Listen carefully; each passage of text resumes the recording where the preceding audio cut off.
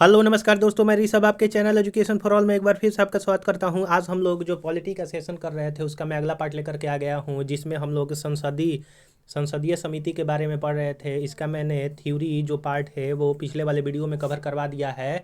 अगर आपने उसको नहीं देखा है तो आप जो है जा करके देख सकते हैं। आज हम लोग जो है वो संसदीय समिति से संबंधित कुछ जो महत्वपूर्ण अलग अलग एग्जाम में क्वेश्चन आंसर पूछे गए हैं उसको हम लोग आज करने वाले हैं। अगर आप आरआरबी, एनटीपीसी हुआ, एएलपी हुआ, टेक्नीशियन का, अगर आप एएलपी और टेक्नीशियन का फॉर्म भरे हैं, अगर उसका आप तैयारी करना चाहते हैं तो मैं साइंस का वन लाइनर फॉर्म में क्वेश्चन आंसर जो है वो स्टार्ट किया हूँ, जो कि 2018 में पूछे गए सभी के सभी जो है वो प्रश्न है। तो आप उसको देखने के लिए उसका एक प्लेलिस्ट जो है मैंने बना दिया है आरआरबी एएलपी टेक्नीशियन के नाम से, आप जो है जा करके देख सकते हैं। अगर आप लूसेंट से संबंधित चैप्टर वाइज और सब्जेक्ट वाइज पढ़ना चाहते हैं तो उसका भी सीरीज जो है मैं स्टार्ट किया हूँ, आप उसको भी जा करके देख सकते हैं। तो चलिए आज हम लोग जो है आज का पहला क्वेश्चन जो है वो संसदीय समिति से करेंगे कि भारतीय संसद किस रीति से प्रशासन यानी कि एडमिनिस्ट्रेशन पर नियंत्रित करती है। तो जो भारतीय संसद होती है वह संसदीय समिति के माध्यम से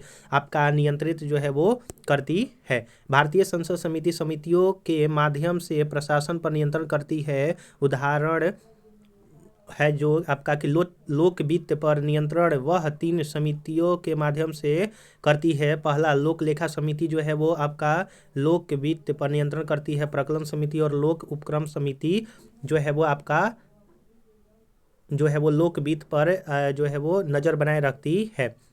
ध्यातव्य है कि भारतीय संविधान में संसदीय समितियों के बारे में विशेष रूप से कोई उपबंध जो है वो नहीं किया गया है, आप ये भी याद रखिएगा। अगर आपको वीडियो पसंद आ रहा होगा तो वीडियो को लाइक कर दीजिएगा, अपने दोस्तों में शेयर कर दीजिएगा, और अभी तक चैनल को सब्सक्राइब नहीं किए हैं तो मैं आपसे निवेदन करता हूँ कि चैनल को सब्सक्राइब भी कर दिया कीजिएगा। क्वेश्चन नंबर 2 है कि निम्नलिखित में से कौन सी एक सबसे बड़ी संसदीय समिति है। तो प्राक्कलन समिति जो है वो सबसे बड़ी संसदीय समिति है। इसमें जो है वो 30 सदस्य होते हैं। लोक लेखा समिति में जो है वो 22 सदस्य होते हैं, जिनमें से 15 लोकसभा और 7 राज्यसभा के सदस्य होते हैं। प्राक्कलन समिति में 30 सदस्य होते हैं और सभी के सभी लोकसभा के सदस्य ही होते हैं। प्रश्न के अनुसार जो है ये हम लोग देख लेते हैं सभी समिति के बारे के। लोक लेखा समिति में जो है वो आपके 22 सदस्य होते हैं, जिनमें से 15 लोकसभा और 7 राज्यसभा के सदस्य होते हैं। यह समिति भारत सरकार के विनियोग लेखा और उन पर नियंत्रण तथा महालेखा परीक्षक के प्रतिवेदन की जांच करती है, और इस समिति का कार्यकाल 1 वर्ष का होता है। प्राक्कलन समिति जो होता है वो आपका उसमें 30 सदस्य होते हैं। इसके सदस्य केवल लोकसभा द्वारा ही निर्वाचित होते हैं और इसका कार्यकाल भी 1 वर्ष का होता है। प्राक्कलन समिति यह बताती है कि प्राक्कलनों में निहित नीति के अनुरूप क्या मितव्ययिता बरती जा सकती है तथा संगठन कार्य कुशलता और प्रशासन में क्या क्या सुधार किए जा सकते हैं, यह प्राक्कलन समिति के बारे में जो है वो बताता है।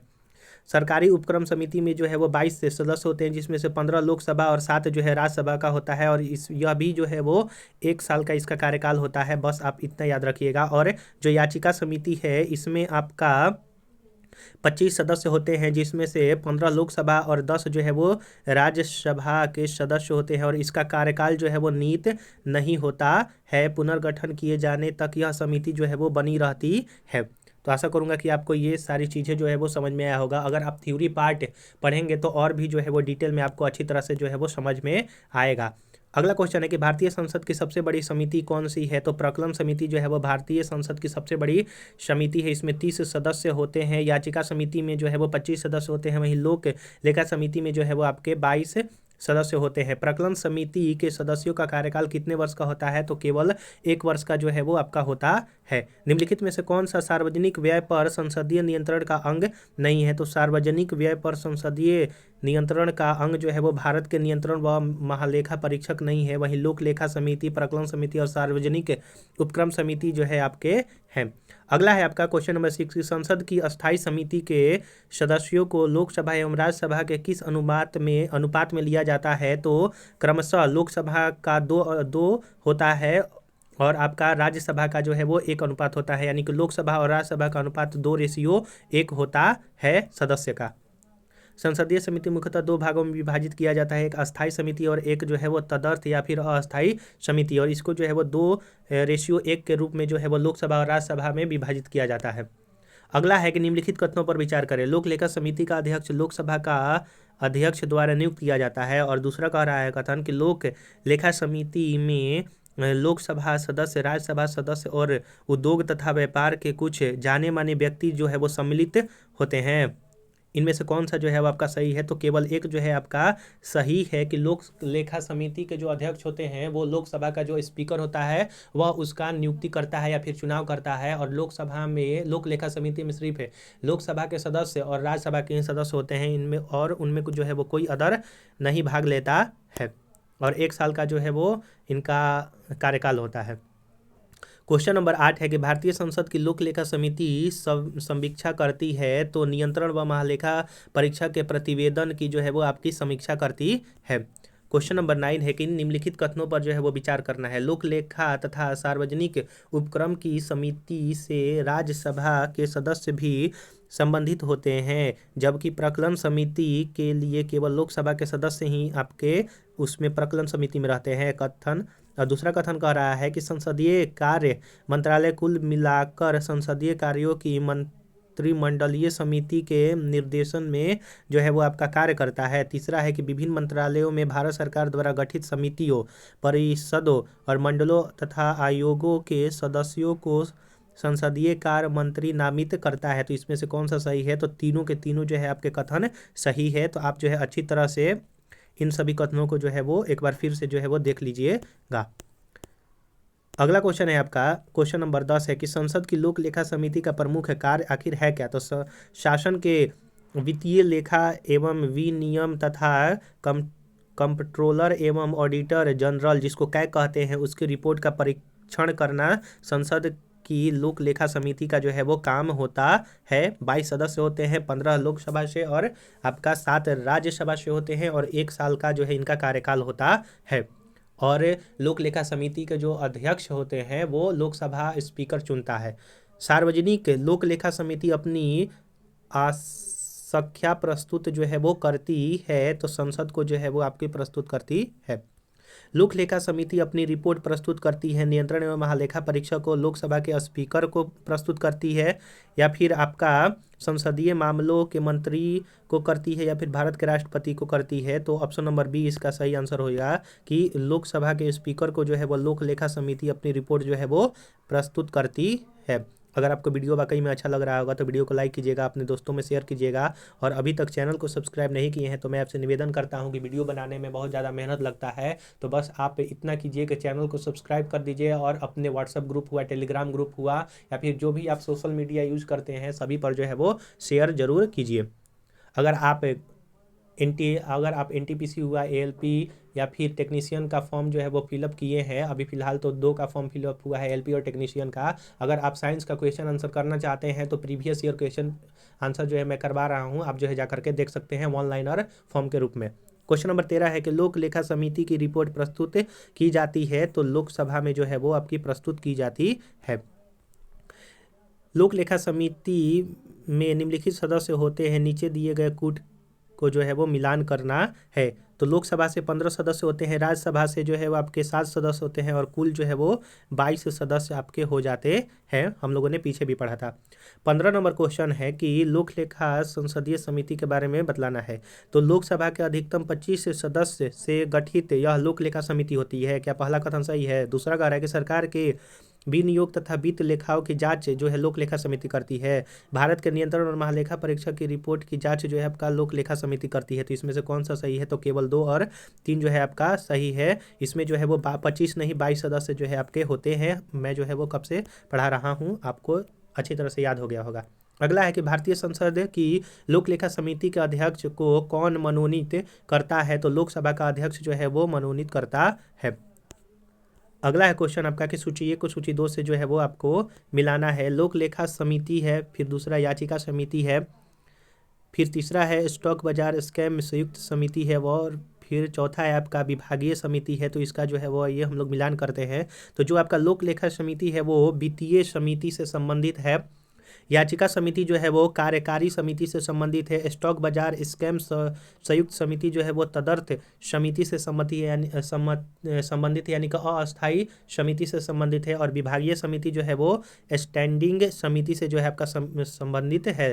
तो इस तरह से ऑप्शन नंबर सी और आपका ये मिलान ये सही रहेगा। राज्यसभा के सदस्यों को संबद्ध नहीं किया जाता है पब्लिक अकाउंट कमेटी से, एस्टीमेट्स कमेटी से या फिर सार्वजनिक उद्योग की कमेटी से। तो निम्नलिखित में से कौन सा आंसर सही है? तो ऑप्शन नंबर बी जो है आपका सही है कि राज्यसभा का जो सदस्य होते हैं वो किससे संबंधित नहीं होते हैं? तो एस्टीमेट्स कमेटी से जो है आपके संबंधित नहीं रहते हैं। प्राक्कलन या एस्टीमेट कमेटी यानी कि प्राक्कलन समिति को ही एस्टीमेट कमेटी कहते हैं, जिसमें 30 सदस्य होते हैं और सारे के सारे लोकसभा से चुने जाते हैं तथा इसमें राज्यसभा के सदस्यों को संबंध जो है वो नहीं किया जाता है। जबकि पब्लिक अकाउंट कमेटी या और सार्वजनिक उद्योग की कमेटी में दोनों 15 सदस्य लोकसभा और 7 सदस्य जो है वो आपके राज्यसभा से होते हैं। वहीं सरकारी आश्वासनों पर अस्थायी समिति दोनों सदनों में पृथक रूप से गठित होती है, जिसमें लोकसभा की समिति 15 सदस्य होते हैं और राज्यसभा के 10 समिति जो है वो सरकारी आश्वासनों की जो अस्थायी समिति है उसमें चुनकर आते हैं। तो आप ये भी याद रखिएगा कि प्राक्कलन समिति को एस्टीमेट समिति या फिर आकलन समिति के नाम से भी जाना जाता है। अगला है कि निम्नलिखित में से किस समिति में राज्यसभा का प्रतिनिधित्व नहीं होता है? तो आकलन समिति या फिर प्राक्कलन समिति में नहीं होता है। अगला क्वेश्चन है क्वेश्चन नंबर 20 की प्राक्कलन समिति के सदस्य किन सदन के सदस्यों से गठित किया जाता है? तो लोकसभा के सदस्यों से केवल जो है वो गठित किया जाता है। 30 सदस्य आपके होते हैं। निम्नलिखित में से कौन सी भारतीय संसद की वित्तीय समिति है? क्या प्राक्कलन समिति एक वित्तीय समिति है? लोक लेखा समिति, तीसरा है आपका लोक उपक्रम समिति या फिर संसद सदस्यों के वेतन तथा भत्तों संबंध संयुक्त समिति क्या आपका वित्तीय समिति है? तो ए, बी और सी जो है आपका वित्तीय समिति है। कौन कौन सा? प्राक्कलन समिति वित्तीय समिति है, लोक लेखा समिति और लोक उपक्रम समिति जो है आपका वित्तीय समिति है। प्राक्कलन समिति में 30 सदस्य होते हैं, 1 वर्ष के लिए चुना जाता है। लोक लेखा समिति 22 सदस्य होते हैं, 15 लोकसभा और 7 राज्यसभा, 1 वर्ष के लिए चुना जाता है।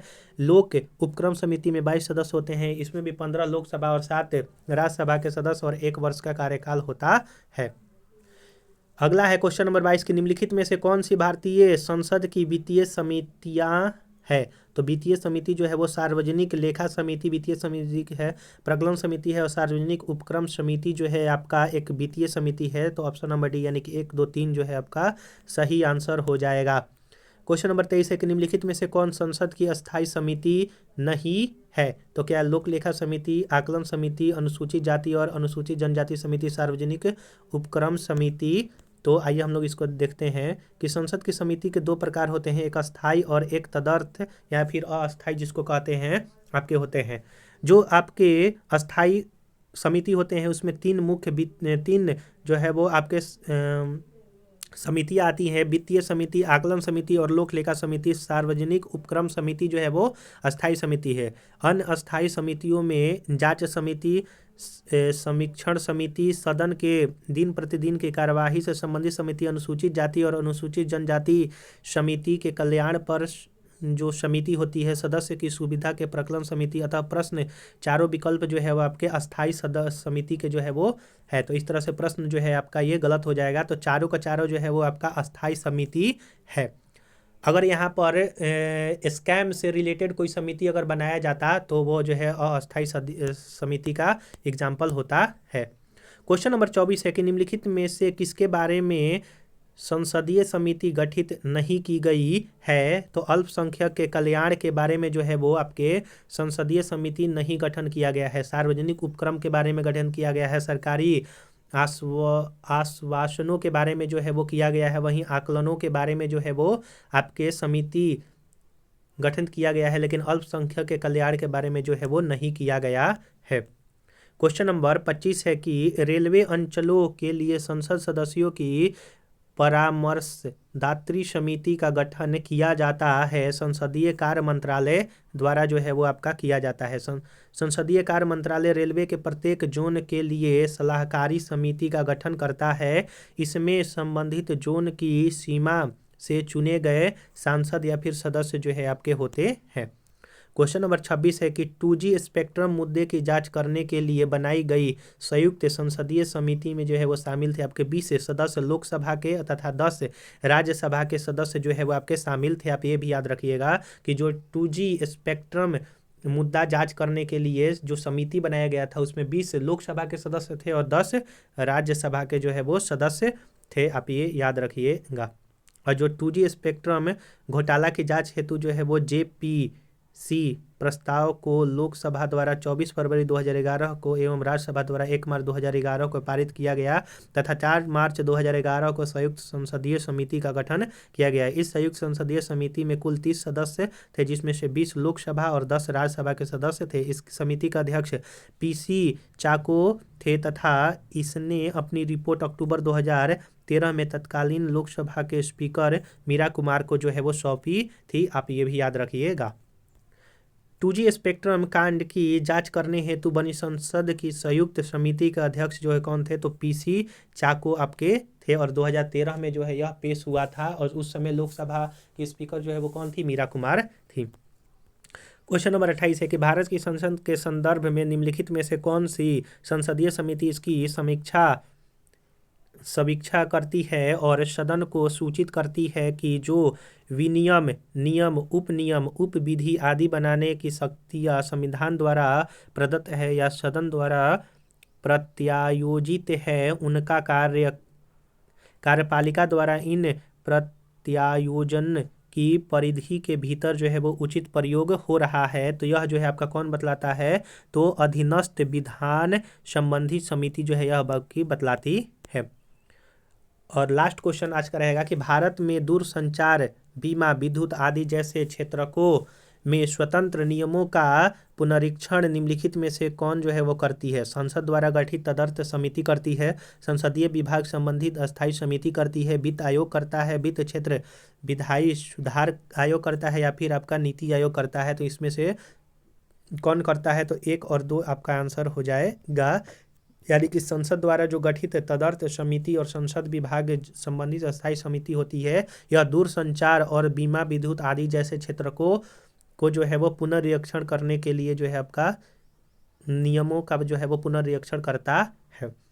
तो यहाँ पर हम लोगों ने जो है वो 29 क्वेश्चन आप को यहाँ पर किया संसदीय समिति से। कल हम लोगों का टॉपिक संसदीय अधिनियम जो है वो आपका रहेगा। तो अगर आपको ये वीडियो पसंद आया होगा तो वीडियो को लाइक कीजिएगा, अपने दोस्तों में शेयर कीजिएगा और चैनल को अभी तक सब्सक्राइब नहीं किए हैं तो मैं आपसे निवेदन करता हूँ कि चैनल को सब्सक्राइब कर दिया कीजिएगा। अगर आप ALP और टेक्नीशियन का फॉर्म फिल किए हैं तो उसके लिए मैं साइंस का 1 लाइनर फॉर्म में 2018 का प्रीवियस ईयर क्वेश्चन पेपर मैं करवा रहा हूं, तो आप जो है प्लेलिस्ट में जा करके उसको देख सकते हैं। चलिए हम लोग जो है अगले वीडियो में मिलेंगे, तब तक के लिए नमस्कार।